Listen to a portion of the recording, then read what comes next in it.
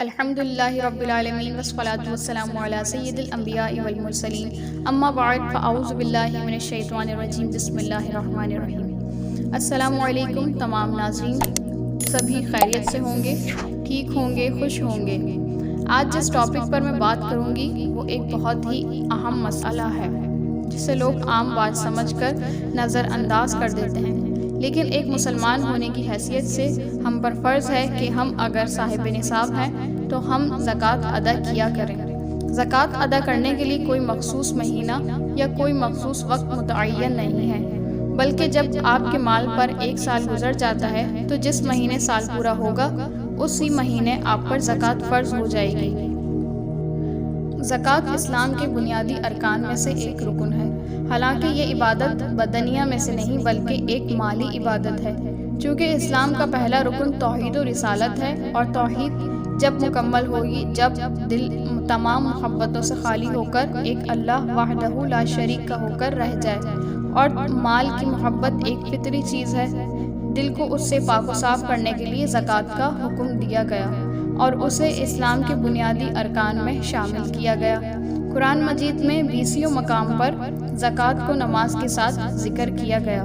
جس طرح نماز میں بندہ اللہ کے سامنے عجز و انکساری کا اظہار کرتا ہے اور اللہ کی نعمت بدن کو اس کے سامنے جھکا دیتا ہے، اسی طرح زکوٰۃ میں اس بات کا اظہار کرتا ہے کہ اے اللہ، تیرے دیے ہوئے مال میں سے کچھ حصہ تیرے حکم کے مطابق تیرے راستے میں فقراء پر خرچ کرتا ہوں۔ سونا جبکہ 7.5 تولہ ہو، چاندی جبکہ 52.5 تولہ ہو، نقدی رقم پیسہ جبکہ 52.5 تولہ چاندی کی قیمت کے برابر ہو، سامان تجارت جبکہ 52.5 تولہ چاندی کی قیمت کے برابر اس کی مالیت ہو، ان تمام چیزوں پر جب سال گزر جائے تو زکوٰۃ واجب ہے۔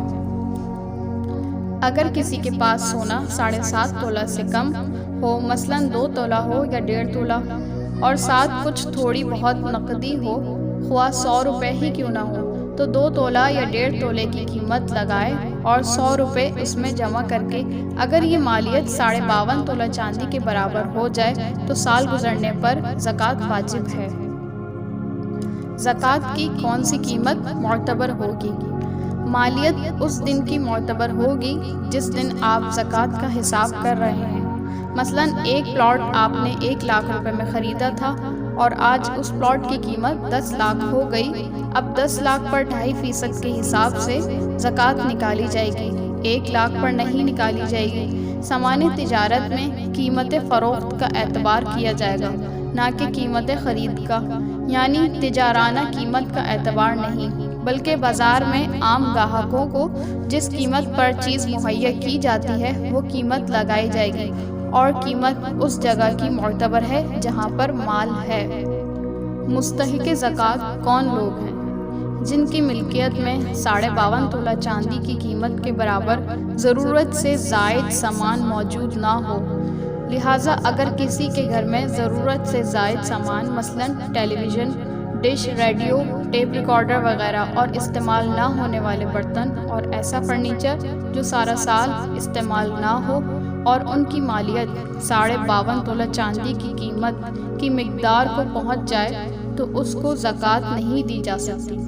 اسی طرح بیوہ اور یتیم وغیرہ کی ملکیت میں بھی اگر مذکورہ اشیاء ہوں اور ان کی مالیت 52.5 تولہ چاندی کی مقدار کو پہنچ جائے تو ان کو بھی زکوٰۃ نہیں دی جا سکتی۔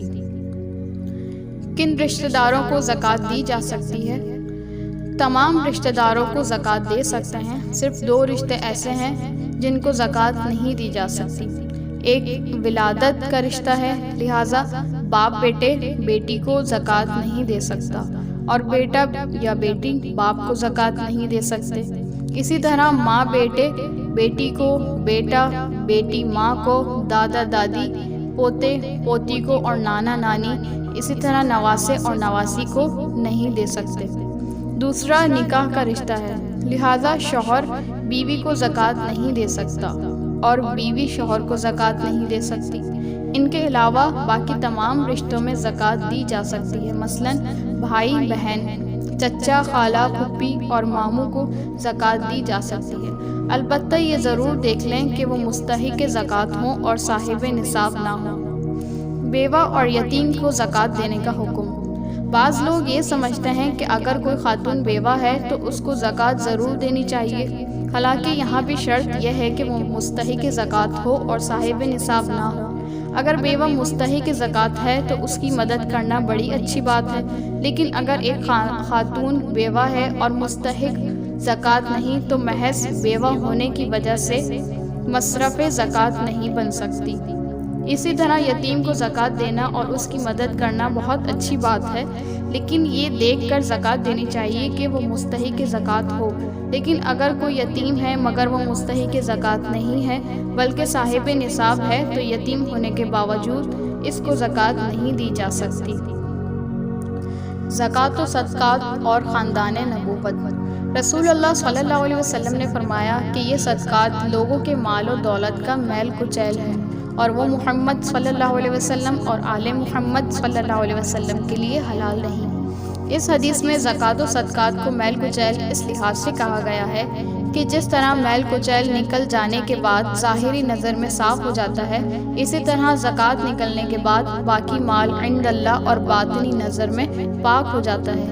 اس میں اس طرف بھی اشارہ ہے کہ جہاں تک ہو سکے مال زکوٰۃ کے استعمال سے پرہیز ہی کیا جائے۔ اسی بنا پر رسول اللہ صلی اللہ علیہ وسلم نے خود اپنے لیے اور قیامت تک کے لیے اپنے اہل خاندان بنی ہاشم کے لیے زکوٰۃ کے لینے کو ناجائز قرار دے دیا، لہٰذا سعداد کے لیے زکوٰۃ دینا جائز نہیں، ہوا وہ کتنے ہی غریب کیوں نہ ہو۔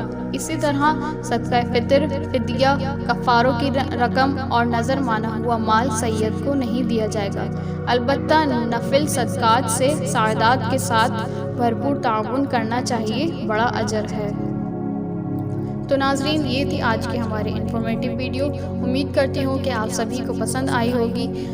رمضان المبارک کے مہینے میں تمام مسائل کو جاننے کے لیے ہمارے چینل کو ضرور سبسکرائب کریں، لائک کریں، شیئر کریں، بیل آئیکن کو پریس کریں۔ ملتے ہیں آپ سے ایک نئی ویڈیو کے ساتھ، تب تک کے لیے اللہ نگہبان۔